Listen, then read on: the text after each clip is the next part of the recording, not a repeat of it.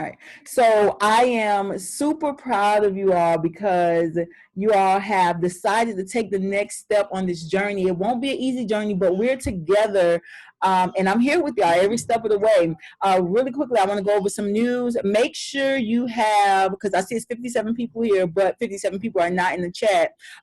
Please make sure you have downloaded the Telegram app because you will miss out on learning experiences if you're not in the Telegram app. It's a very, very vital part of the course. Also, with the portal, I apologize if there was any misconception about how we were supposed to use the portal, so I'm going to spend about a minute talking about that. The portal is for your own self-guided learning. I do have multiple students at different levels, so you might have signed in and saw that you should submit your eye pictures and things like that. That is not for this course. We will have to do that. But not right now. Right now, we're getting the basic principles down so that you can know how to live your life balanced, in a balanced way, mentally, spiritually, and physically. So you're just there to go over the lessons, view the lessons, and it's self-paced.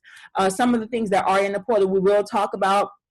But there is some information in the portal that I won't talk about. So if you want to, learn about the stressors per zodiac, you can look at that. You're going to learn how we're going to talk about healthy boundaries. But if you're like dealing with a toxic relationship, I highly recommend that you watch the videos that pertain to your life, instead of having to wait on me. Like, for example, if you watch the, I believe it's the, I can't remember the name of it, but it talks about meal pairing. It talks about how to shop and things like that. I believe that's in the release section of the portal. You can watch that. You can start to implement those things before I actually teach them, because we're meeting twice per week, right? And you might need some information now.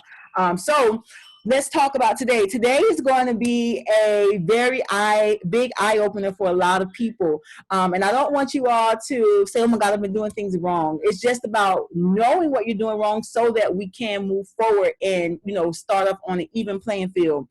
This portion of the class today is going to be divided into two. We're going to talk a little about the spirit, and we're also going to talk about how to create your meal plans and a basic meal plan. That's what we're going to discuss today.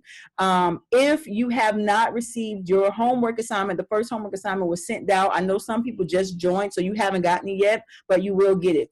So let me go ahead and share my screen so we can start with today's lesson. Alrighty.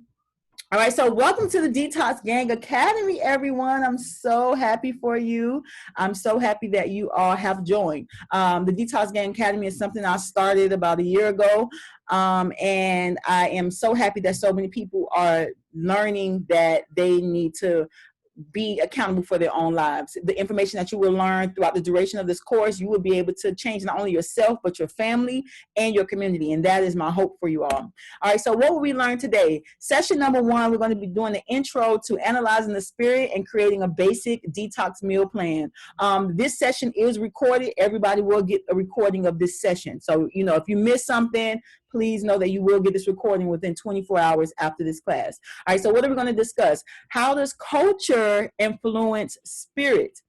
Am I traumatized? Completing the dump list to recognize trauma, and how do I create a meal plan? So many of you have already started asking me about meal plans. You're going to learn how to create a basic meal plan today. And then finally, we're going to discuss your homework for Friday. All right, so how does culture influence your spirit? We have to release the toxic culture. I know you all follow me on Instagram, Facebook, or however we have connected. We have to realize that the toxicity that we hold goes so deep down the rabbit hole, you probably don't even think about it. There is trauma that we have started to absorb from the minute that we're conceived. Okay, so we're going to talk about prenatal trauma. We're going to talk about birthing trauma. I see the young queen right there next to you, sis. I'm so proud of you for having her listen in. We're going to talk about adolescent trauma. We're going to talk about adulthood trauma. Okay, before we can actually release, we got to understand what we're dealing with. So this is why I want us to talk about this first. And this is just the intro to it. We'll get more into it. We have 2 weeks that we're going to spend on the spirit. Okay, so prenatal trauma, how you absorb trauma while in the womb. We have been derailed from our true selves, okay? The basic language, before we learn how to speak, and we learn English, or we learn Spanish or French, or any other language that you may speak, Arabic. The basic language is the emotional language, Okay, from the time that you conceive your child, from the time that you are conceived, you are starting to learn. You are starting to learn.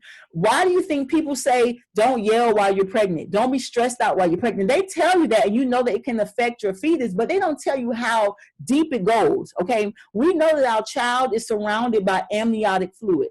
Everybody knows that. We can agree on that. Well, the amniotic fluid has an intelligence, right? There was a study done, and it was based on calves, and the calves were in the mother's womb, and they were taking the amniotic fluid and removing some and putting it in different areas, and removing amniotic fluid from the left side and putting it on the right side, removing amniotic from the right side, putting it on the left side. And what they found is that significantly affected the growth and development of the baby calf.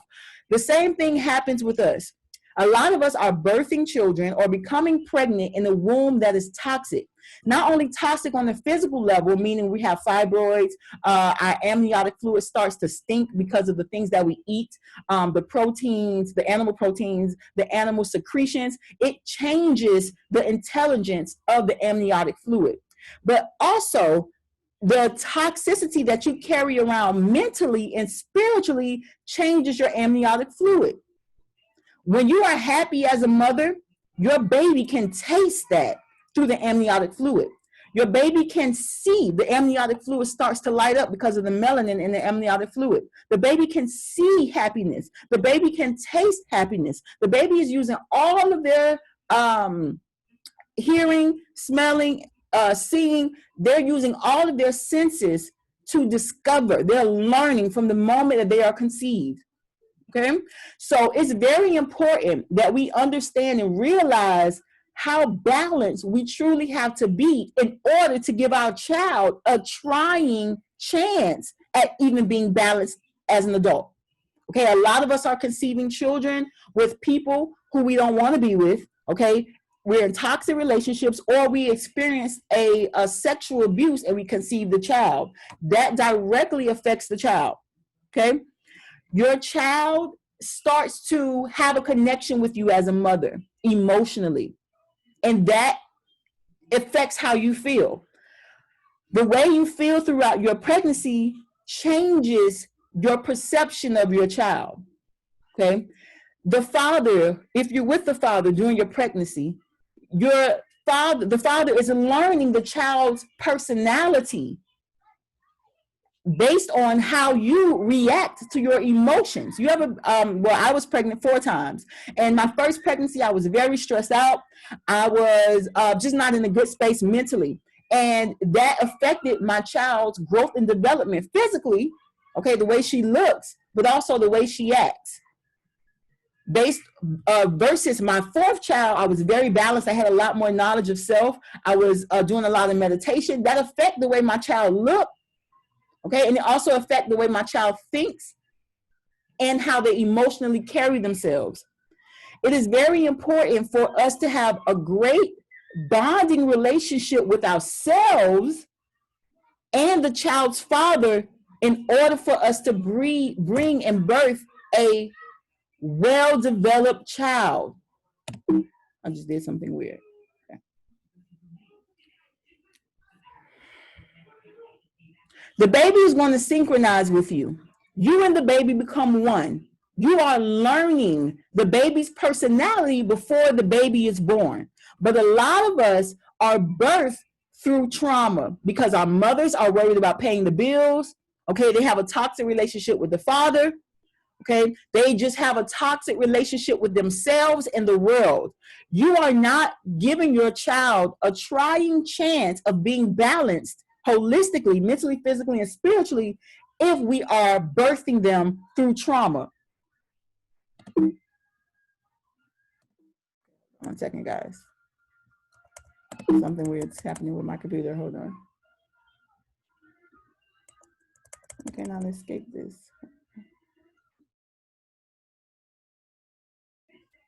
Okay, hold on. Let me back up 1 second because this, let me share. What just happened? Hold on.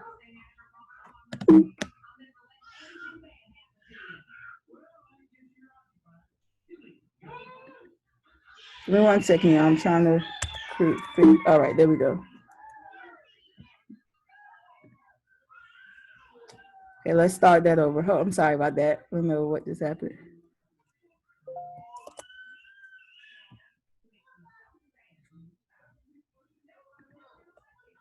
All right, here we go. Desktop, share. All right, can you guys see this? Yes? Let me know if you can see it or not. Yeah, I can see it. Yeah, I can see it. Yes. Okay. Yep, I can see it. You can see it? Okay, good. I don't know. That was weird. Let me put you all back here. There we go. Okay, there we go. Starting over. All right, so we were here. Prenatal. Okay. New share. Okay, you guys can see. Good. Okay, so baby synchronizes with mother. We have to know if you're in the stage where you're looking to conceive a child or you are pregnant, we got to get on our balancing. Okay, and we're going to go through how we emotionally balance ourselves throughout this course. Okay, so birthing trauma. A lot of us do not realize how much trauma we inflict on our children through westernized birthing rituals. Okay, the birthing process is a cultural ritual. Okay, we have to understand that with Western society, we are addicted to a poisonous culture. If you don't believe me, just look at the way that we eat. We are literally eating poison. We have Twinkies, we have candy, we have meat, we have a highly genetically modified plants. We're addicted to poison. Poison has become a part of our culture. Well, that is also happening from the first time your child has an experience with the world. What do you mean, Arisha? When we are birthing our child, remember, the child is always learning. You were always learning from the moment that you were conceived. So when you are in your mother's womb, you're safe. It's dark, right? But when you are birthed in a hospital, you are birthed into chaos. What do I mean by that? We have technology. We have fluorescent lights, which affects the child's growth and development of the brain, also affects the growth and development of the child's spirit. Okay, they are around nurses, doctors who they don't know, they don't recognize their voices. So we have to understand our children can't speak to us and say, I'm in shock, I'm depressed, I'm scared. The child doesn't know that. All we know is the child is birthing, they're crying, ah! When my son came out, I don't know if any of you witnessed the birth of my last son on Instagram Live. When he came out, he was so chill. He was like this, right? I don't know if you guys seen that. I'll share that with you sometime during the course. When our child is coming out of our womb, their first experience with the outer world is chaos. They're around nurses and doctors they don't recognize. They're taken away from the mother to dress them up, cut the umbilical cord, dress them up, They're terrified. How do we expect to have emotionally balanced children when their first experience in this world is trauma? We cut their umbilical cord, the only source that they've known their entire life. We cut it as soon as they come out. It's shock to the child. Some of us are having C-sections. That creates bonding issues. I do understand that there are certain situations where a C-section is warranted, but today we have to also know that doctors get paid a substantial fee when they say that a mother should do a C-section and they perform it. That creates a spiritual trauma within the child, abandonment, bonding issues, because they did not go through the natural ritual of birth. Okay, when they're pulled out by forceps, that is not normal. Anything that is not natural creates a trauma. Anything. Whether you're eating foods that are not natural, meaning that they're made in the lab, such as candy, Twinkies, things of that nature, it creates a trauma. We have to know that. Either it's natural or it's not. There's no gray areas.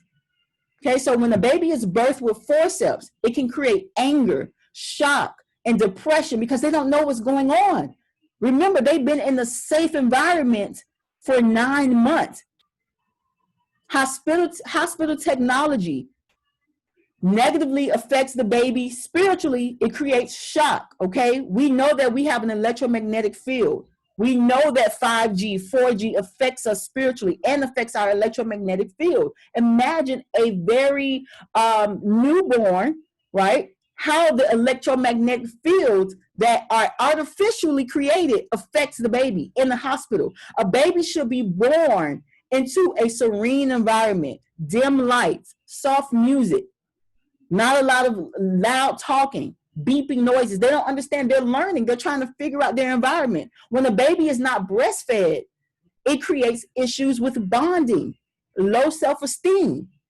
When a baby, especially, I want to speak to descendants of Africans, when we feed our babies, for example, Gerber, right? Gerber milk. When we feed our babies Gerber milk and they see the child on the Gerber bottle that does not look like them or does not look like their mom, it creates a low self-esteem. The baby is always learning. Up until year 5, the baby is absorbing so much information and they have to categorize it. Okay, we're dealing with the psychology of the growth and development of the child. Okay, adolescent trauma, how we absorb trauma during childhood. Fairy tales is the worst things that we can possibly show our children. They dress it up and make it look really nice, but most of the fairy tales is about abandonment. When you think about Cinderella, okay, her stepmama didn't like her. They made her clean. When you think about Snow White, she was poisoned. This is what we're teaching our children, how they will be treated by other humans. Okay, it creates distrust. So we're training our children to be emotionally unbalanced before they even really get out into the real world, before they are oppressed, as we say, okay, before they are have experience with a toxic person. We are voluntarily oppressing our children. I understand that we don't know that, and that's why I'm doing this. I didn't know that. All right, if you have a child, I just want you to be open with them and honest with them and let them know. Okay, most of our children are not nurtured properly. Okay, so it creates identity issues. When a child is discovering, like, you know, they go and they're touching and they're picking up earrings, like popping them. No, put that down. That's mama earring. Don't mess with that. That shows them that they cannot discover. So they cannot be themselves. Our children don't have an emotional vocabulary, so they don't know how to express this to us. All they know is how they feel. Okay, it's not a good feeling when you're trying to pick up something. They're like, and you're like, put that back. Sit down, be quiet, right? It creates identity issues. Well, how am I supposed to be? They start to look into society to see what is praised and what is not. Okay, same thing happened to us. It also goes into the reattachment phase. Once they become about, you know, the toddler stage, 2 to 5, that's when they're in the discovery stage as well. We're popping them, the same thing. It creates issues with identity. As I already said, not breastfeeding our children as well creates issues with bonding and low self-esteem. Okay, when we don't assure them that what they're doing is correct. I don't know if you have children, okay, when they're about 8 months to about 2 years, before they do something, they always look back at their mom or their dad. And if they're doing something that they probably shouldn't do, you know, maybe they shouldn't pick up the water because it's about to fall over, and we're like, don't do that, okay? That makes them feel very low, okay? That makes them feel like they have let down the biggest person who is an influence to them, okay? So as they grow, you may see that these types of issues start to manifest in their personality, meaning they're very competitive, okay? They always want to get something right, all right? They're always putting themselves against each other. You'll see this happen a lot with siblings, all right? They become manipulators because they're afraid of rejection, okay? Or they're afraid of what people will think of them. So they manipulate situations. This is why we have toxic people. When we don't allow our children to develop into who they are, this is how we create toxic people. Children will grow up to be adults. Okay, so we don't treat them like, you know, we own them. We should treat them as if they will be adults someday. Adulthood trauma, toxic communication. All right, that's where we at. Right, we have been through all these stages. We've absorbed all this trauma from in the womb, from being birthed in adolescence. Toxic communication. We are learning how to communicate now. Our moms, look at your mom and dad. Are they the best communicators? Look at your family. Okay, are they the best communicators? No. Where else do we learn how to communicate? In society. This is why talk shows, reality TV is a thing. Okay, they're teaching us how to communicate. There's, compared to the toxic reality shows, the toxic talk shows, how many of them are shedding a light on positive communication? Little to none. Okay, the people that are putting this on, they know that we're learning. Even though you may not say, I can watch Love and Hip Hop, I can watch Ricky Lake or Maury and not really be affected, but your brain doesn't know the difference between reality and TV. Okay, all it is absorbing information. So you're learning how to communicate. So when we look in our communities and we see the destruction between relationships and the way we communicate with each other, we got to look at how they're learning. We're learning from reality TV, we're learning from talk shows, and we're learning from our peers who come from toxic families, most likely. So we're absorbing this trauma, and then we absorb it and we release it. So then we have domestic violence, and then we have black on black crime, white on white crime, Hispanic on Hispanic crime, whatever. This is how toxic relationships develop. This is why you're toxic. This is why you have toxicity within your womb, okay, within your prostate, because you have absorbed this energy. If you have absorbed it and have not released it, you will start to see deteriorating health, meaning high blood pressure, okay, diabetes, because what? You have all this toxicity within you. You have to, you learn how to self-soothe through food, okay? We have all this toxicity from being in the womb, okay? We have toxicity being birthed. We have toxicity in adolescence. We have toxicity in adulthood. But guess what you also learn? How to self-soothe through food. Because guess what? When you went to birthday parties, when you went to bar mitzvahs, when you went to the community event, when you went to graduation, we always have all these positive emotions, but we have toxic foods. We have the cakes, we have the pies. That's very dangerous, because remember, the brain does not dissociate, oh, this is just an event. This does not mean it's like how I should live my life. But the brain and your spirit and your being loves the positivity at the event. And then we have it coupled with toxic foods. Very dangerous, because then your brain starts to associate and you start to learn that, okay, these foods make me feel good. I can use them at times when I am not feeling good as a chemical response in the body, when the body releases dopamine from you eating certain things. Okay, and your body starts to use food as a reward system. And that's why so many of us fall into the trap of high blood pressure, diabetes, cancer, etc., because we have a toxic relationship with food, because we learn how to self-soothe. So I will not tell you, oh, just stop eating it. You can do it. I won't say that, because it runs this deep. Nobody is talking about this. Nobody's talking about the toxicity that we've absorbed since we were born. Okay, so that is what we need to heal in order to stop the cravings, in order to get our health on track. Am I traumatized? All right, if you have started your dump list, I need you to add this to it, these 2 questions. So please write this down. What was your relationship like with your mom and dad? Separate from the dump list, on another sheet of paper, I want you to explain to me what your relationship was like with your mom and dad between the ages of 5 to 8. Okay. What was your relationship like with mom and dad around the ages 12 to 15? Okay. I'm going to start with adolescence with everyone, because more than likely we haven't even scratched the surface, or you haven't scratched the surface with how much toxicity you're really carrying around and where it came from. You have been studying trauma your whole life. Okay, that's going to be a lot of unraveling. And no, all of your trauma will not be healed in these 30 days, but you will have every tool that you need to continue your healing journey. Okay, I've been healing adolescent trauma for 5 years because I just showed you how deep it goes. You have to find the trauma that nobody even talks about. Nobody's talking about the toxicity you absorbed, when you were in the womb. So you're going to have to remember that, but we're going to talk about how to actually remember that the next class. All right, so creating a meal plan. That's all we're going to do on the spirit today.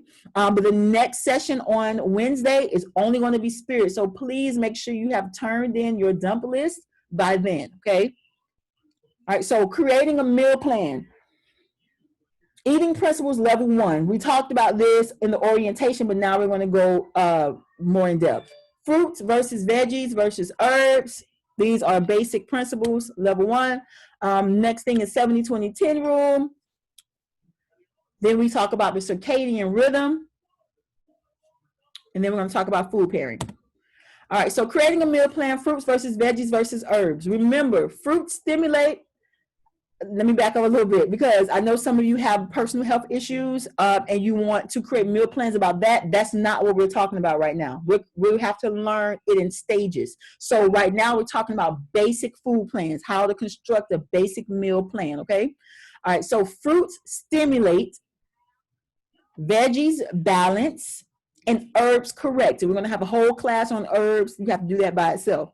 All right, but fruits stimulate. So when you wake up in the morning, and you go and you say, okay, how am I going to eat? And if Corey's here, I believe he asked me that this morning. What do I eat for breakfast, lunch, and dinner? You should wake up every day. If you're creating a meal plan or if you're waking up and you're creating your food for the day, you have to realize, what is it that I want to accomplish? That should be your first question that you ask yourself.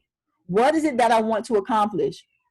If you want to accomplish, you're feeling backed up, you're feeling gassy, you want to release that, that's an action. So you're going to go towards fruits. When you're creating your detoxes, when you're creating your meals, okay, if you're feeling spiritually torn, okay, if you have a health issue, you will move towards vegetables. Obviously, if you have an ailment and you want to correct the path that you're on, meaning you want to reverse something, you will move towards herbs. Very basic. Don't overthink that. It's just as how I said it. Just like that. What is it that I want to achieve that helps you to create your meal plan? Don't overthink it. I'm telling you that. I'm going to say it again. Don't overthink it because you're going to create a meal plan in a couple of minutes. All right. Creating a meal plan, 70-20-10 rule. 70% of your foods for the day, for the week, or for the month should be carbs. So for the day, let's say you're saying, I don't have a meal plan. I'm just creating my meals for the day. 70% of the food should be carbs. Why? Because carbs give you energy. Carbs are not bad. Okay, carbs are not bad. Carbs give you energy. Yes, they do break down into sugar and it's stored in the liver as glycagon. Okay. And baby's crying. Hold on. Bring them in here, please. I'll breastfeed them. Bring them in. 70% of your food should be carbs. 20% of your food should be proteins. If you want to know, okay, how much protein am I supposed to eat per day?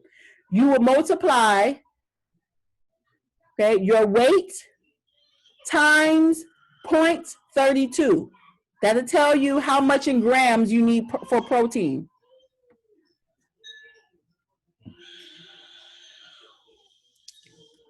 %10 of your foods should be fats. 10% of your foods for the day, week, or month should be fats. Okay. Can you say it again for me, please? Okay. The protein? No, you said the weight, your weight, and then weight times 0.32. That's how much protein you should eat in grams. Okay, 70% of your foods for the day, week, or month, and I'm saying week or month because maybe you're creating a meal plan. 70% of it should consist of carbohydrates, 20% should consist of proteins. Obviously, if you're like bodybuilding, you're running a marathon, your protein needs may go up. But this is very basic. 10% of your meals should consist of fat. Okay, circadian rhythm tells you when to eat. as we already talked about. Very simple. 4 a.m. to 12 p.m. You should be releasing, detoxing. When you wake up in the morning time, you're releasing bowel movements. You release urine in the morning time. When you're doing things correctly, you should at least have 1 or 2 bowel movements before noon. Okay. Oh, he quieted down the baby. I'm so proud of him. From 12 to 8 p.m., eat your protein, fats, and carbs.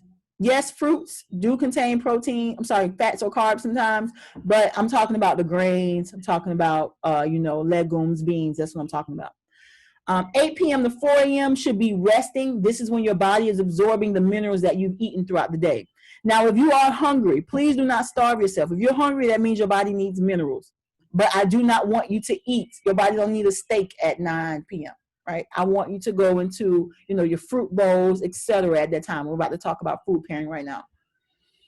Could you drink tea during the 4 and 12 p.m. window? The 8 p.m. to 4 a.m.?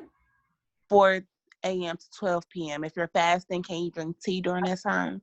We're about to talk about that right now. For sure. Okay, so food pairing. Fruits should only be eaten with fruits. Okay, let me show you all and you're going to get this as well. Let me show you all the PDF. 1 second, let me bring it up. You're going to get this PDF emailed to you when you get the actual video. Okay, so let's look at fruits first. Okay, show you guys fruits. All right, so this is the pairing for fruits. Can you all see this? Do you guys see only the meal pairing chart for fruit? Hey, Orisha. Yes. Okay. Yeah. Can you tell me what you said again for 8 p.m. to 4 a.m.? 8 p.m. to 4 a.m. is resting and mineral absorption. Okay, thank you. So and again, you guys are going to get this recording. Okay, so if you missed something, no worries. I will send this recording to you and you will get this actual chart as well. So red denotes what you shouldn't eat, how you shouldn't pair it, and green means how you should pair it. Okay, so we have melons. Okay, zoom up. We have melons, watermelon, cantaloupe, honeydew, only seeded watermelons, the black seeds. Okay, watermelon, cantaloupe, and honeydew should only be eaten by themselves. You can mix that together, watermelon, cantaloupe, and honeydew. You can mix that together in a fruit bowl, but it shouldn't be mixed with bananas or grapes or raisins or anything like that. Ideally, you should eat them together. Why? Because they have a high water content and they digest very fast. So you don't want to eat it with a banana, which is very starchy, okay? That can create gas in the abdomen. Okay, so melons, only eaten with melons. Very simple. Sweet fruits, such as bananas, dates, raisins, any dried fruit, should only be eaten with sweet fruits. Okay, so you can make a banana date smoothie, but you can't make banana dates watermelon smoothie. Okay, but bananas, dates, and raisins, that's fine. Or any other sweet fruit. Sweet fruit should only be eaten with sweet fruit. Okay, then we have subacidic fruits, apples, berries, mango, peach, cherry, pears. Subacidic fruits can be eaten by themselves, or they can be paired with acidic fruits, such as grapefruit, lemon, lime, kiwi, tangerine, strawberry, cranberry, pineapple. Some people consider strawberry subacidic, some people consider it acidic, but it's either or. And those can pair well together. Remember, when we're talking about acidic fruits, people are on the alkaline vegan. Totally get it. Acidic fruits do not disturb your pH. Okay, if anything, they make you more alkaline. Once an acidic fruit is digested, it has an alkaline effect on the body. Okay, we have to understand digestion. So let's talk about that really quickly. Digestion in acid versus alkaline is 2 different things. Okay, acid just classifies energy. It does not mean, oh, because I have an acidic fruit that is going to make my pH acidic. That doesn't mean that. Acid versus alkaline is a classification of energy. Acid can also mean catabolic, which means the body's tearing down something. Acidic can also mean oxidation, okay? It's just a term to classify what's going on. Alkaline means anabolic, okay? Building up. It builds something, okay?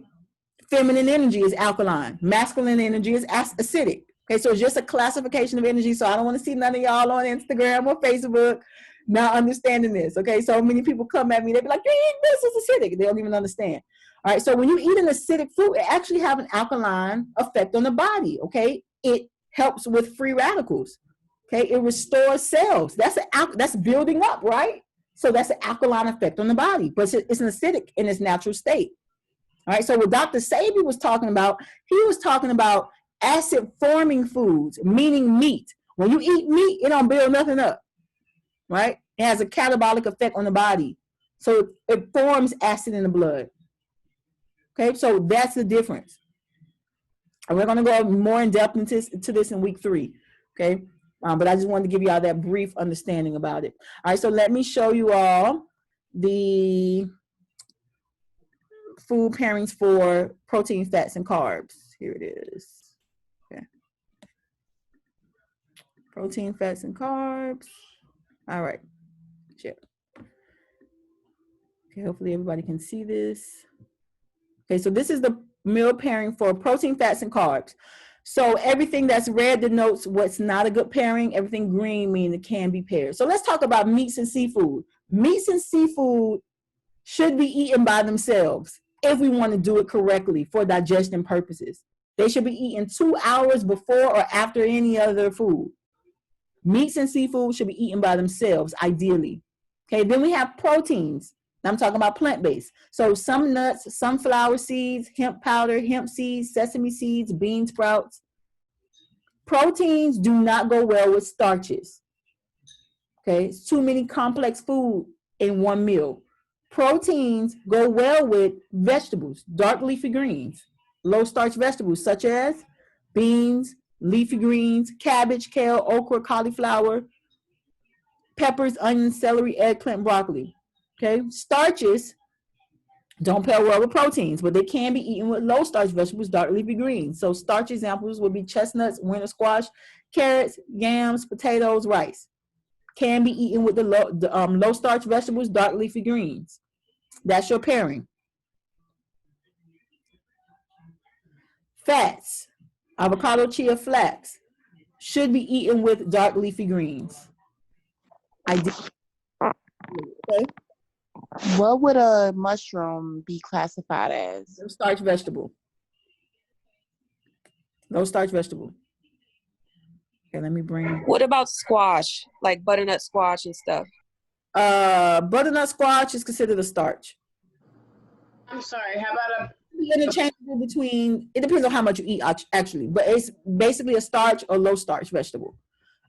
Anything that's the easiest way to kind of think of it, the heavier it is, the more starchy it is. Like that's like a rule of thumb, but like broccoli is heavy, but it's a low starch vegetable. It's not really starchy, but it's definitely not a protein, right? So it's either going to be low starch or a very starchy vegetable. If it's lighter, like zucchini, what else? Peppers, onions, those are low starch vegetables. I have a question. It's with the beans. So for the beans, is that like with any beans or is it just like specific beans? Okay, so I'm going to talk about that right now. Okay. So beans, right? Beans contain protein, carbs, and fat. So this is when we get into kind of like portion control, because you can eat beans with rice. But if you have a cup of beans, you need to have 1/3 cup of rice. You don't want to have a cup of beans and a cup of rice because that's too much starch. But some foods are what we consider complete nutrients. So legumes such as lentils or chickpeas, black beans, red beans, they all contain protein, fats, and carbs. So literally eating a bowl of lentils is a complete nutrient or complete meal because it contains all the basic nutrients that we need. If you want to add rice to it, you cannot add a lot of rice, okay? Because that's going to be kind of like overkill. You're going to be doing too much and you're going to gain weight. So if you are trying to lose weight, I wouldn't pair it with rice, or I wouldn't pair it with potatoes. Now you can cut up some of the potatoes and put it in the lentils, but don't eat a baked potato and then have a bowl of lentils, right? You kind of got to just be a little more knowledgeable in that sense. Because it's a complete nutrient and it does contain carbs in beans, you can eat a carb with it, but you don't need to eat a lot of it. What about if you add carrots and broccoli to like a soup, like with a lentil soup? Because I usually do that. Is that too starchy? No, because it's low starch. It's low starch, vegetables. So that's fine. You just have to know how to categorize it. Okay, so let me talk about this really quickly, y'all. When you're creating, just like she said, she's creating a soup. She want to add broccoli and carrots to it. You don't need to have more than 4 different types of food in one meal. Okay, so if you're doing lentils, that's 1. Then you got carrots, then you got broccoli, that's 3. You can add onions, that's 4. That's you maxed out. Okay, you don't want to do a soup, then you got okra, carrots, broccoli, shrimp. That's too much for the body. Okay, so the other night I made I just want to know how this would sound. I made black eyed peas and I put Swiss chard, spinach, and kale in it, and I did organic roasted tomatoes. Is that too much? How many is it? 5? No, 5.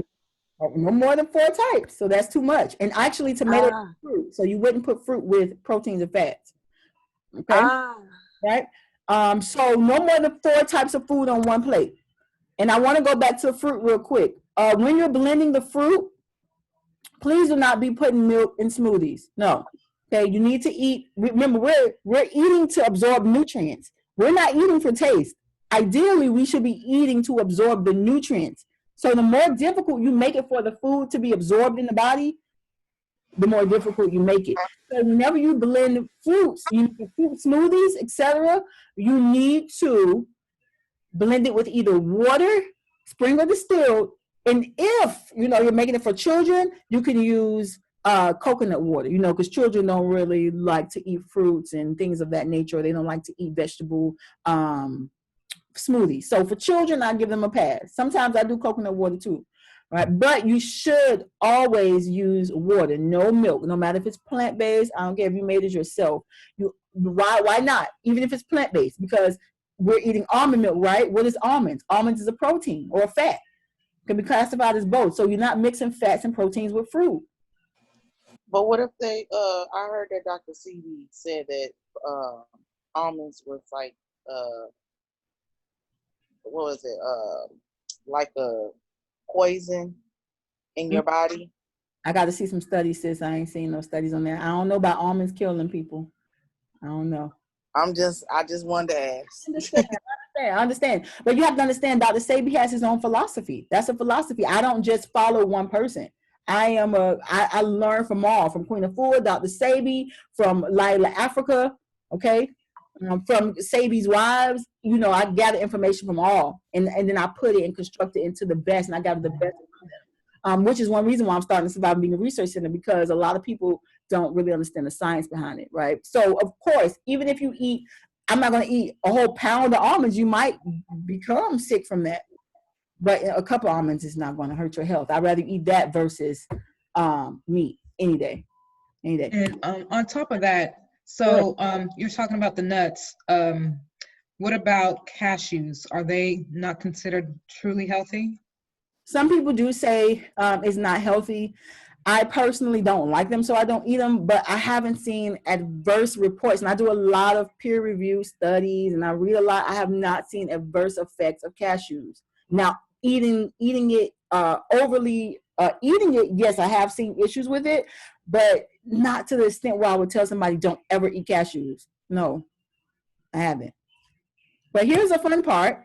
I want everyone to take 10 minutes right now, and I want you to create a breakfast, a lunch, and a dinner based on what we just learned, okay? I'm going to put up the meal pairing charts for you all so you can remember. Give me 1 second. But I want you to spend 10 minutes and create a breakfast, a lunch, and a dinner. I wanted to ask you really quick. I know it said fruits only with fruits, but could I do fruits and veggies with a salad or no?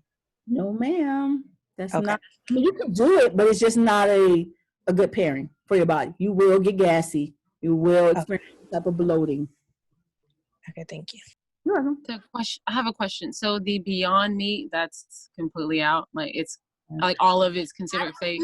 Because it's lab grown. That's why I don't eat it. It's not if they were making these patties out of beans and things, but they're not. So I don't eat it. I like some people don't eat hybrids. I see nothing wrong with hybrids because it's still in nature. If somebody genetically modified it, I don't eat it.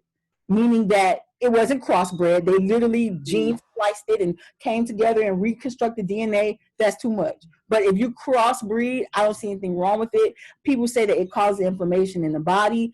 Now, I will say you have to figure out, we're going to get into, like, what we're getting into is a little more complex, and we're going to learn about that. That's why I said this is very basic. So when you're creating meal plans for a specific ailment, there may be foods that they need to stay away from.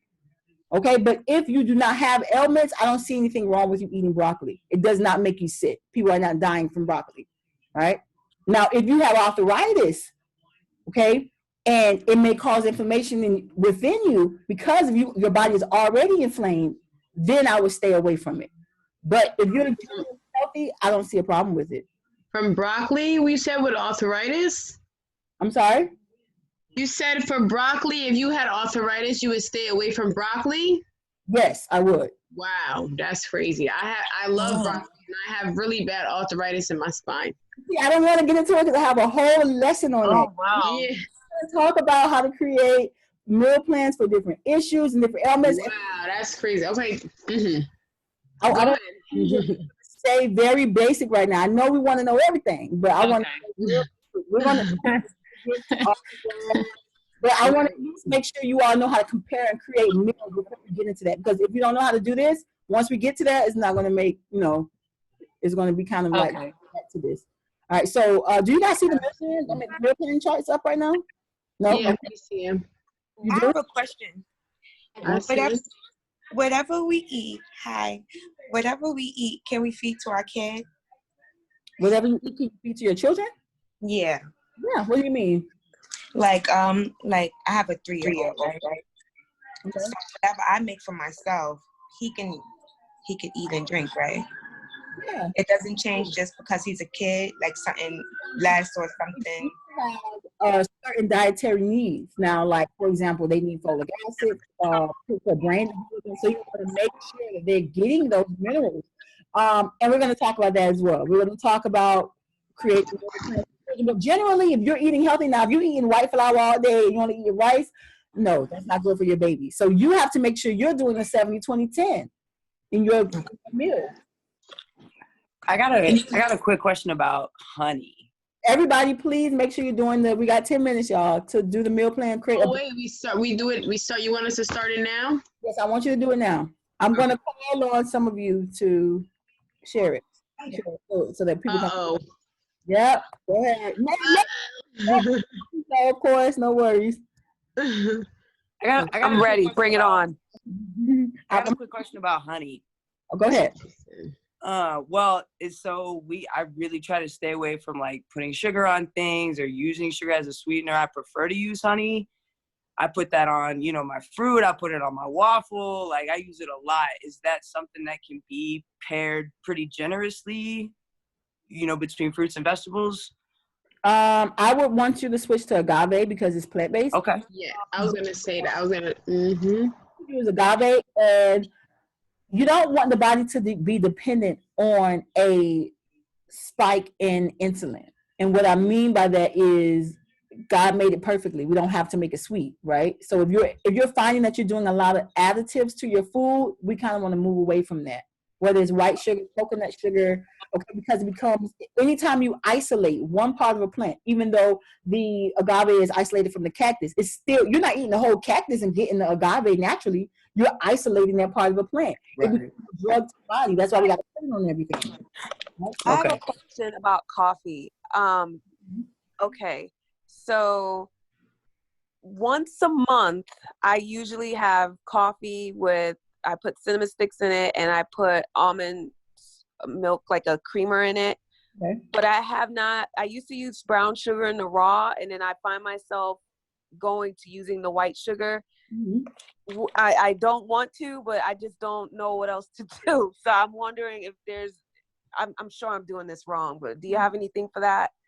I would say not to drink coffee because coffee is an isolated part of a plant, which is actually a plant's defense mechanism. And every time you consume caffeine, even if it's in like soda, whatever, gum, or whatever it is, it does deplete the body of minerals. And we're going to talk about that again because we're going to talk about creating meal plans for different ailments, and how mineral deficiencies affect the body. So when you do consume coffee, it does create a mineral deficiency in the body. All right, it creates a mineral deficiency in B vitamins. It creates a mineral deficiency in inositol, manganese. Okay, so we don't want to eat those foods because our idea is for the body to get minerals. So caffeine is literally considered a psychoactive drug.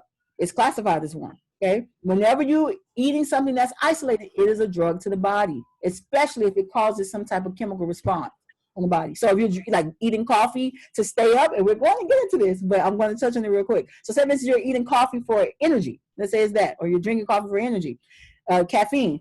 You have to figure out, why don't I have energy? That is the issue. The energy is a symptom of something. It's a symptom of a sickness or a symptom of a mineral deficiency. So why do I have to drink coffee? Just like I was saying to you all in orientation, why am I craving this? Why do I need coffee as a stimulant? Right? So we have to solve that problem, not use coffee as a pacifier. So So I have a big selection because I noticed that when I eat fruits or certain vegetables, it makes me itchy. I don't want to say it becomes an allergic reaction, but it don't sit right with my body. So that sounds like a mineral deficiency. Okay. And sometimes too, I heard that if you buy non-organic food, I heard that they inject some type of different fish, membranes, or like different stuff into the fruits that are not organic. And sometimes that's why you might be itching, because it might be something that they injected that you are allergic to that's causing you to itch. Yeah, I've heard of that as well. Yeah. Honestly, if you're buying food at the supermarket like me, which is why we're doing the farm, but if you're buying food at the supermarket, there's no telling what you're getting, even if you're buying. Absolutely. Yep. You just can't. Wait, Aretha, I have a question. I'm sorry. So I'm doing my meal plan, but can we? So for breakfast, I usually eat oatmeal. Is that out? Or right, it's out because 4 a.m. to 12 p.m. You want to. Well, even if I eat it at like 12 p.m., so I get 12 p.m. like lunch. Around 12 p.m., go ahead and do your carbs, proteins, and fats. That's no problem. So what I'm looking for with you create, first I just want you to construct the meals and I'll get into the homework. So let me not get ahead of myself. But I want you all, everybody has their meals written down already? Yeah. Yes. Okay. Hi, Queen. I have a question. Not really. I'm kind of stuck, guys. Give me 1 second. I'm going to call on some people to share. I'm looking up right now. Hold on, who I want to call on. All right, here we go. If the person's not here, then I'll just go to somebody else. Hold on. I'm going to call you all by first name, if that's okay. Hold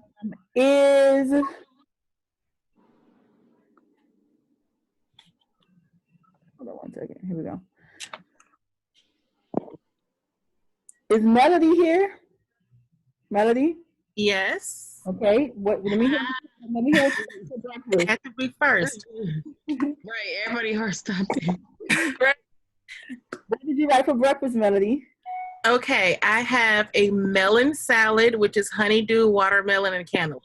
Yeah, so that was easy. It's not hard. It's not hard. That's good. And that's really good for kidneys and your liver, for detoxification.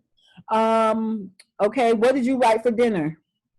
Okay, I don't know about this one. I have corn, fried mushrooms, and collard greens. Corn, what you fried those mushrooms with? I guess like some cornmeal or. So we got corn. This is the cornmeal. We have mushrooms. Then you said collard greens. Yes, and I would use grapeseed oil to fry the mushrooms in. Okay, and then what else you said? Corn? Yeah, corn. I don't know about that one, but yeah. Okay, that's cool. That's cool. Remember, that's not a detox meal, but it's a meal. Right. Okay. It's a meal. You know. All right. Yeah, so good job. Good job. Thank you. Okay, good. Is Aisha here? Aisha Abdul? No? Okay. Hopefully I'm saying this right and I don't mess up your name. Please forgive me if I do. Aurora? Are you here? Yes. Yes. What did you write for lunch? For lunch, I gave myself a kale salad. It has like tahini because I know that does qualify as sesame seeds. Okay. And then I did That's tahini. something sliced some onions and cauliflower rice. Tahini. What's in the tahini? Is tahini bad? No. Dairy. Tell me what's in the tahini. I think there's dairy in it, right? I'm not necessarily. I mean, I thought that, and I'm pretty sure that the tahini has its own oil or whatever, if it's a toasted tahini or if it's a raw one. Okay. I think it's the sesame seeds. It's sesame seeds? Yeah, it is Yeah, I sesame believe so. seeds. Okay, well, so yeah, it is sesame seeds. Yeah, tahini is raw sesame seeds that have been pulverized in the same method that you would do like peanut butter or like any kind of nut butter. Okay, so it's soaked and kind of like then processed. Yeah. Right. So it's just like taking it. I mean, they have like a different varieties of it, but yeah. Is it going to be store-bought or are you making it yourself?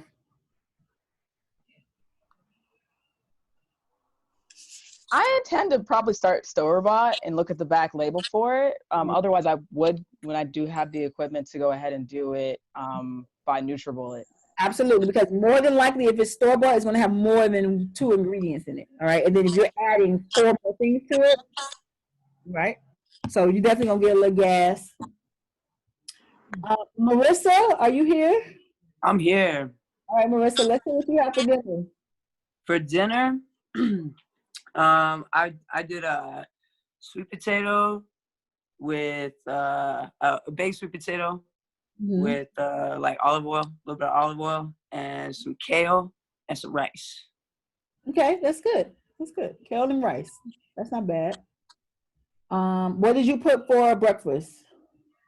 For breakfast, I did a fruit smoothie with berries, strawberry, and mango, and water. That's good. Good job, everyone. Is Kenya here? Kenya? I'm sorry, Leah DeWitt. Yes, I'm here. Okay, what did you write for dinner? I did a wild rice soup with butternut squash, kale, and bell peppers. Okay, so how are you making the soup? Walk me through how. Okay, so when I do my soups, I do my own broth. So I do water, and then I put herbs like basil, onion powder. That's good. That's good. So yeah. Okay, that's good. Sounds good. What did you do for lunch? Say it again. What did you write for lunch? Oh, for lunch I did a kale salad with quinoa, bell peppers, and chickpeas. Kale salad with quinoa, quinoa, seed. Okay, quinoa, chickpeas, and what did you say? Bell peppers. Do you know what quinoa is? Consider that what is quinoa? It's a starch, right? It's a starch, but it's also a seed as well. But that's good. So okay. Pseudo grain. Yeah, I thought it was a grain too. Somebody told me. I was like, oh shoot, I didn't know that. Chickpeas, and you said bell peppers, right? Yeah. Okay, you got. If you were doing that, you would have to either figure out what you're going to have the most of. You're going to have most of the quinoa or most of the chickpeas. So I would do mostly. Well, I would do like mostly the green kale salad. Then add like half a cup of quinoa, and then like a fourth of a cup of chickpeas. That sounds good. You guys are doing good. It's not that bad. Is Jasmine Bay here? Jasmine? No? Yes, I'm here. Okay, let's hear what you did for dinner. Well, that was kind of indecisive right now. I currently have something going on right now, but I would say currently I have some beans. Okay. I'll be honest, it's refried beans, quinoa, and mixed veggies. But seeing here, I can definitely change it up. It sounds good. It sounds good. If you like doing weight loss, then you would just do a small portion of the beans. You have to figure out, because you said beans and quinoa, right? Did I hear that right? Correct. Okay, so you would have to figure out what I want the most of, the beans or the quinoa, right? Yeah, so, right now it's mostly beans. Mostly beans? Okay, that sounds good. That sounds good. Well, you guys did well. It's not that hard. It's not. I told you it's not. You guys. Arisha, can I ask a question, please? I'm listening. Okay, so for dinner, I don't know, like lately I've been feeling more compelled to like eat my salads at dinner since it's closer to like rest time, but like for lunch do like more of the, heavier food, should I say? How does that sound? That Does that sounds sound reasonable? And I'm glad you said that, because I actually forgot to mention it. From 3 to 6, you should really have your heaviest meal of the day. From 3 to 6, okay? As you go into 8 o'clock and going into 9 o'clock, your meal should get lighter. So how Sis said she had refried beans with quinoa and some other things. If you like had 2 starches on your plate, you would probably want to eat that around 4 o'clock versus 9:30. Right? If you can do salad later at that time. So how about for Thank you. You're welcome. So how about for those like me, like I said in the comments earlier in the chat, like I'm very, very thin. Like I can literally see my backbone, my face. You can see I lost a lot of weight because I stopped eating beef and I stopped eating pork. To be a whole lifetime omnivore. You know what I'm saying? Yeah. And I'm just trying to I have a very hard time trying to figure out what type of veggies, good stuff that I can eat to gain the weight, and that's my major problem. That's what makes me not want to eat. I lose my appetite because I'm like, damn, I don't know how to cook this. I don't know how to cook that. My family, all they know is steak and chicken and beef and this and that. I don't know nobody who's real like full in vegan. You know what I'm saying? It sounds like you're not getting enough healthy fats, right? So you're probably not eating enough healthy fats. That doesn't change the time that you should eat. So that doesn't mean that I need to eat. Okay. So you have to make sure. A lot of vegans have issues with getting fat. Okay, so one of your best friends would be if you eat avocado, half an avocado at 3 o'clock, start implementing that, you'll start to gain weight. And then that's what I actually would want. First, we're going to start doing meal plans for certain issues. We want to make sure you all know how to pair the foods correctly and actually construct the meal plan so that we can start building upon the foundation. Absolutely. I got one more question. Don't want to interrupt, but I work out between the hours of 4 and 6. So should I eat before then or after the heaviest meal? So remember, you need carbs for energy. So your pre-workout needs to be carbs, and then you can do your protein after. There's nothing wrong with that.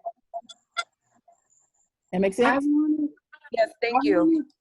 Okay. I wanted to see if you can give a couple of more examples for dinner, because I have the breakfast and lunch down pat.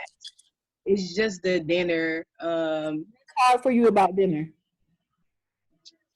Well, because if I'm following the charts correctly, then I'm used to eating my heavier meals at nighttime. So I'm kind of just like, what would I eat at dinner to eat like lighter meals that's not protein, starch, and fats all mixed together? It's not the fact that you cannot eat it, but you shouldn't eat 4 cups of beans at 9 o'clock. That's all I'm saying. You can still eat, right? As long as it's paired correctly, you should have smaller portions as the day progresses. As the sun starts to go down, your body goes into rest mode. Your body releases melatonin. Your pineal gland releases melatonin. So you should not, your body's getting ready for bed. So you don't want your body to be eating, protein. Let's use, beans. You don't want to eat 5 cups of beans like 10 o'clock at night when you're about to go to bed. You will start to experience a lot of digestive problems. Okay, you can start being constipated. The body is naturally acidic during the daytime. What does acid mean, guys? Acid means action. You need carbs for energy throughout the day. right? So that's the idea. You want to eat your carbs and your protein stuff earlier in the day to give you the energy.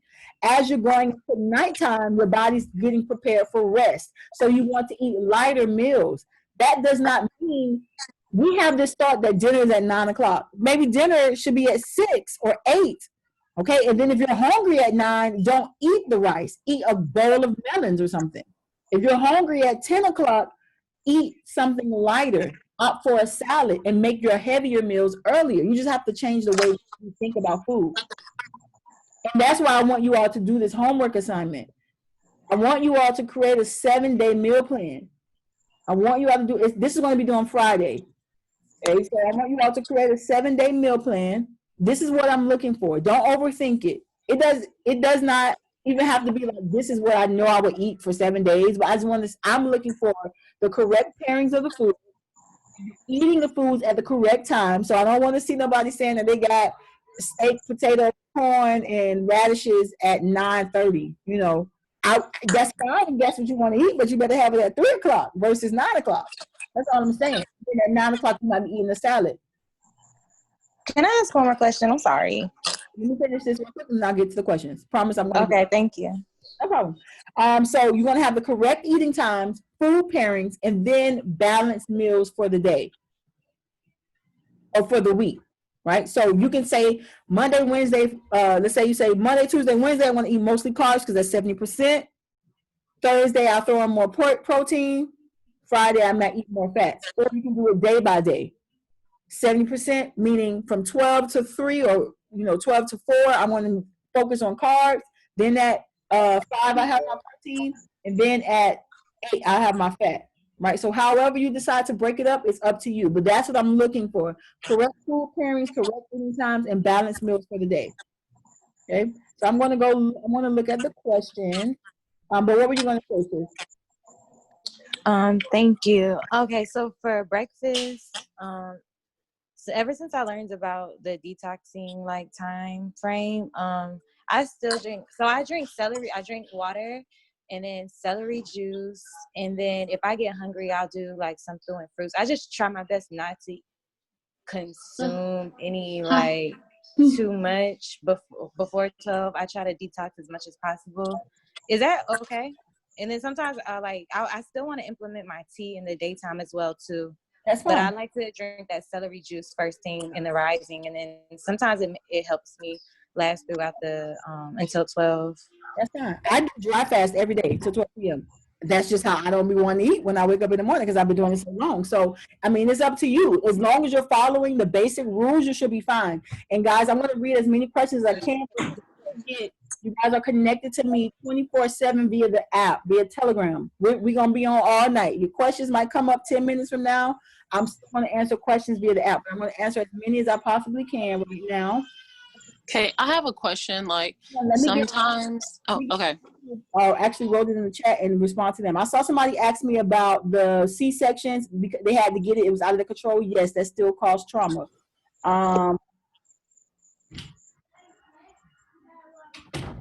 Do you have to detox first to start? I'm not sure what you're talking about. I think that was from Shaylee. I don't know what you're saying, sis. Breakfast as in smoothie or an actual meal? So Disregard that. Breakfast can be a smoothie or a meal. You can make a melon smoothie or you can eat melons whole. So it's up to you how you want to do it. If you don't know how to classify a fruit, you have to research it. So if you don't know if a fruit is acidic or subacidic, you just have to research. Okay, we don't have that many questions. During the release detoxing period, can we eat at all during that time? What time is breakfast supposed to begin? So you're breaking your fast as soon as you wake up. If you break your fast with water, if you break your fast with fruit, that's up to you. If you dry fast and you have your first meal at 12 p.m., that's your breakfast. So it's up to you how you want to classify it. We've been trained to say breakfast is the most important meal, but we're eating breakfast sausages in the morning, right? So it's the most important meal, but it's how you do it. During the release detoxing period, can we eat it all? Yes, you can eat. I have a regular bleeding. Should I stay away from carbs? So that is creating a meal plan for a certain issue. All right, so we will get to that. What about, how do you feel about kombucha? I don't like it. But some people have great experiences with it. So I'm ordered. So I'm ordered to follow the 7-10 rule. Just follow the food times. That should ensure correct percentages. I think you're asking how do I make sure I do 70%, 20%, and 10%. You kind of just eye it. I don't expect everybody to like weigh their food and say this is 70%, 20%. You just kind of eyeball it. Okay, if I ate only carbs today, then you ate 100% carbs, right?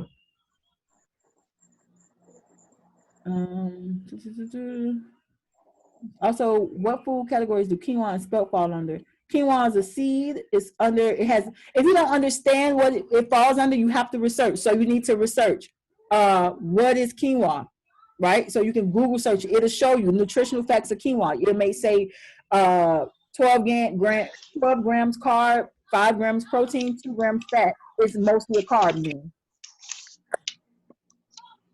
What does a proper salad consist of? As long as you have no more than 4 foods, you're good. Can I have lettuce, cucumber, and flax? Cucumber is a fruit. So you have to make sure you know how to classify things. I'm trying to gain weight. Can I add peanut butter to bananas? No, because peanuts is a protein. Can you explain dry fast more? Dry fast means you do not eat anything. What is good? What is a good morning detox for losing weight? Which fruits? You need to figure out what it is you're trying to do, right? So which action? All fruits are good. So it causes action in the body, all right? So if you're trying to release waste from the body, you want to focus on the colon. And again, we're going to get into creating creating detoxes for certain ailments. But you know that fruits are going to cause an action in the body. It's very simple. It's not which fruit does this. All fruits create an action in the body. If you do a cucumber detox, you're going to lose weight. If you do a grapefruit detox, you're going to lose weight. If you do a papaya detox, you're going to lose weight because it causes action in the body. All right, so you're going to figure out what you like more, okay? Like I found out doing detox, I like grapefruit more because it just works faster. But it's up to you to try it and test it out for what works for you. But you still have to realize that when you wake up in the morning, what am I trying to accomplish? Fruits are for actions, vegetables are for balancing. How long you should wait in between meals? That's a good question. Most people, like Dr. Leila Africa says, 4 hours in between meals. But it truly depends on what you're doing. So like if you're drinking water and you're making the drink, I don't see anything about drinking water at 10 a.m. and then having your fruit drink, an hour later. How can you allow your child to discover, learn, and also keeping them safe? Correcting their behavior. You have to learn how to correct in the feminine energy, meaning you're not aggressive, okay? Instead of using one hand, you use 2 because they're softer. You lower your voice. Don't yell at them. Just the same way you want to be spoken to, pretty much. You said use one hand instead of 2 because I have a little child right now, so that was very important to me. What do you mean by use one hand instead of 2? Sorry, one finger instead of use 2 fingers instead of 1. Sorry, okay. I didn't understand. What are some good fats to gain weight? Avocado, flax. Those are pretty much my go-tos. Things like peanut butter, beans. They also contain fat, so the more you eat that, the more weight you should be able to put on. How long should I wait between eating meals? Also, what counts as overeating? I usually eat 2 meals, fruit at 12, then a heavy meal at 7 to avoid overeating. It's really all about portion control. If you're eating the calories and burning them off, so it depends on your lifestyle. That's case by case. Like if you're sitting at home and you're eating 1,200 calories, you're going to gain weight faster than somebody who's eating 2,000 calories, but they run a marathon. Like it depends on your life. Orisha, I have a question. I have to sign off in 5 minutes, y'all, because I have to get the babies. But the questions, that's why we have the chat. If you have questions, you can access me until I go to sleep via the chat. But I'm doing the best that I can to answer all questions, and I will answer all questions. Just we may have to do it in the chat. But go ahead, I'm listening. Oh, sorry. So there's times where if I'm fasting in the morning, I don't even get hungry around 12 o'clock. Sometimes I can go all the way till 3 o'clock just drinking liquids, or I'll eat an avocado or something like that. Is that okay, or am I really hurting myself? If you're only, like, say, if you're going a week and you're only eating 1 avocado a day, you have to realize, am I getting the minerals that I need? Most likely not. But I'm that way as well. I don't force myself to eat, but when I do eat, I do have to, and then you have to supplement with herbs, and we're going to get into that. But you have to make sure you're getting the basic minerals. If you get carbs, proteins, and fats, you're most likely going to get the trace minerals that you need. Where are you getting your carbs, protein, and fats from, though? If you're getting them from junk foods, then no. But if you're getting them from whole fruits and vegetables, you should be fine. Beans is like the safest way. I'm trying to lose weight. Should I do less carbs? You should do less junk food carbs. Peace, Queen. Peace, how you doing? I'm good. This is Corey. I was just sitting back, staying in the cut here. Vegan gains. What we doing? When we dropping that? How am I getting that? Can you drop that information somewhere? I'm interested. What are you confused about with it? I don't know anything about it at this point. Okay, so the rule doesn't change. If you eat a caloric surplus, you will gain weight. But if you're, let's say you're working out and you're only eating 1,000 calories, if you're burning more calories than you're eating, then you won't gain weight. That doesn't change, right? If you eat more calories, then you will gain weight. But you want to do it the healthy way. So instead of eating a lot of junk food carbs that will give you the calories, but it's junk food, the body doesn't get anything in return. So if I'm eating a piece of honey bun, remember your body is eating for fuel, for minerals. If you're eating honey buns, it's not going to give you fuel, but it's going to give you the weight, but it's unhealthy. So we have to do it the healthy way. So if you eat a surplus of calories, you will gain weight, but you need to have healthy options. That's all you have to do. You have to eat more than you're burning. That's it. But you want to choose healthier options, plant-based options is my suggestion. And the things that you suggest for gaining weight, you said avocado and what else? Good. That's beans. Avocado, beans, legumes. That's pretty much it. Flaxseed. I think you said flaxseed. Healthy fats, healthy protein, healthy carbs. Peanut butter. You have to eat more of in the surplus. You have to have a surplus of calories. Okay. Okay. Got it. Appreciate you, Queen. Thank you. Okay, I have a question. Sometimes for gaining weight. I have to end the session. Please ask your questions in the chat. Okay. Ask your questions in the chat because we've gone 19 minutes. Thank you, sis. You are the best. I love you. Thank you. We love you. Thank you. Love you too. Access the chat. Just send me an email. We're going to get it right. Absolutely. We sure will. Thank you so much. Thank you. Bye. Thank you. Appreciate you. Thank you. Love you. See you. Nice meeting you guys, all of you. Nice meeting you too. too. Thank you.